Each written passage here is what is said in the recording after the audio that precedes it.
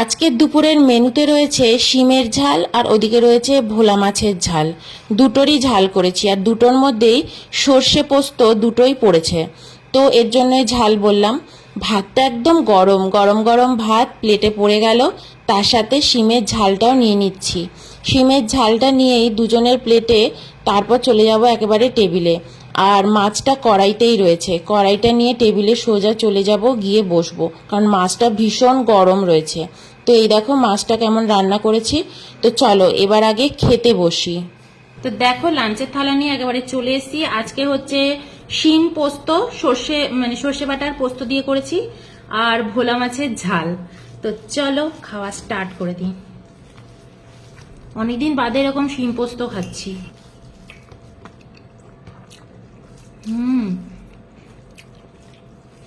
দারুণ হয়েছে। অনেকে না এর মধ্যে নারকোল দেয়, আমি পোস্ত দিয়েছি বলে আর নারকোল দিলাম না। যদি শুধু সর্ষে দিয়ে করতাম নারকোল দিতাম। অনেকে দেখছি সর্ষে পোস্ত তার মধ্যে নারকোলটা অ্যাড করে দেয়। ঘরে কটা শিম পড়েছিল ফ্রিজের মধ্যে, করে ফেললাম, করে শেষ করে দিলাম।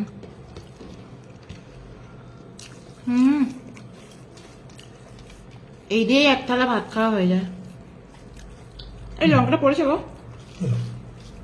অয়নের পাতে সবসময় লঙ্কা পড়ে, আমার পাতে অবশ্য পড়েছে। দুটো লঙ্কা দিয়েছি, একটা গোটা লঙ্কা দিয়েছি, একটা ফোড়নে দিয়েছি, শুকনো লঙ্কা তো অ্যাডই করিনি। এরকম রান্না খেতে এত ভালো লাগে, আগে এরকম ধরনের রান্না খেতামই না বিয়ের আগে।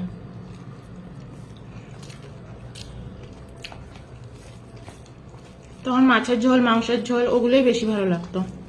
আর এখন বাজারে গিয়ে গিয়ে খুঁজি ছোট মাছ এসছে কিনা।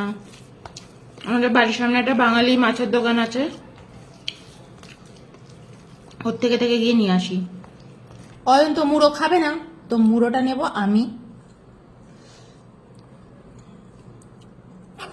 আচ্ছা দুটো রান্নাই একটু শুকনো শুকনোই করেছি। তো দেখো মাছটা নিয়ে নিয়েছি, একটাই ভোলা মাছ রান্না করেছি, দুটো নিয়ে এসেছিলাম। দুটো ভোলা মাছেই 500 ওজন হয়ে গেছিল। তো চলো একটু মেখে নিই, কি গরম।